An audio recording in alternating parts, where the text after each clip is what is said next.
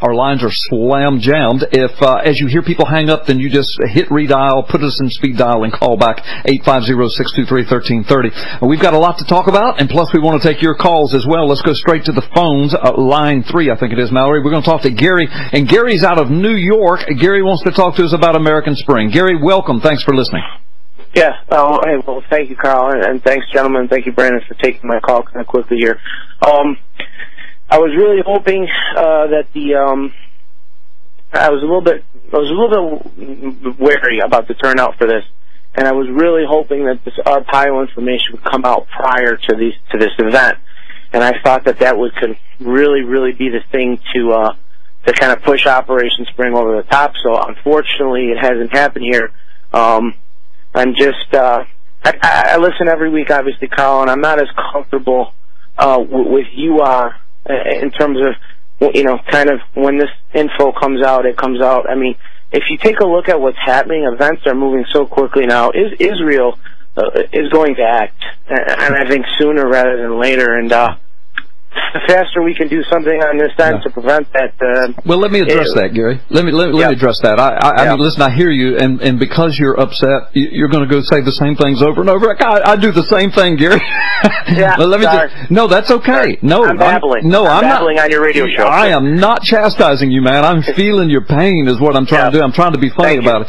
And let me say, Gary, because I do know what's getting ready to happen and what's coming forward, and because I do talk to Mike Zullo almost every day, and when we talk, I mean, it's not 5-minute conversations, it's 30, 45-minute conversations, because I am aware of the profoundness of what is getting ready to be brought forward. I have much more hope and faith than you do, and I understand why, because you're out there in the dark, and I'm blessed enough right now to not be in the dark. But let me just say this. My thing in this, Gary, I've been saying for years, I'm just reporting the facts and the truth as I know them, as I've been told them, as I see them. If I find out I've misspoken or made a mistake, I get it right. This whole conference thing, it's going to happen. I mean, that's what they're saying, and I mean, they're adamant, and I happen to know, you know, how it's going to unfold and who all's involved. So I can say in a 100% scenario, I mean, there's a 99% chance it's going to happen. I'm only leaving 1% for some freaky thing to happen, World War III or something like you said. But it's going to happen. Now, they also wanted it, if you'll remember, they were shooting for the last of March. And I'm telling you, that was, I mean, to the last few days of March, Mike Zullo was telling me, Carl, we're still going to try to pull this off. We're still going to try to pull it off. But the thing is, they've got so much, and it's so complex, and I'm not really at liberty to say what has delayed it, but it's good. The things that have delayed it is good. Now, I'm going to say this, Gary. This is an overused phrase, but it just is what it is. I mean, if it wasn't for Sheriff Arpaio and Mike Zullo, we would know nothing, we would have nothing, we would have no hope of any kind of conference or any kind of information. But these guys are our last great hope, and they're investigators in investigation. They know what they've got. I know what they've got. They're excited about bringing it. It's going to be huge, and I do believe it's going to be covered by major media. So just have faith. Hang in there. Ultimately, this is all in God's hands, Gary. I mean, ultimately it is.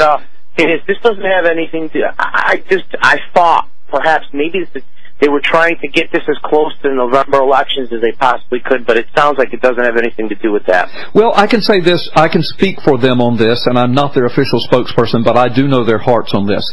Neither Mike nor Arpaio, neither one of them, truly. Now, I know the haters out there going to just laugh and scoff and mock me for what I'm getting ready to say, but I've talked to these guys, and I've talked to Mike, I mean, for years. I know their heart.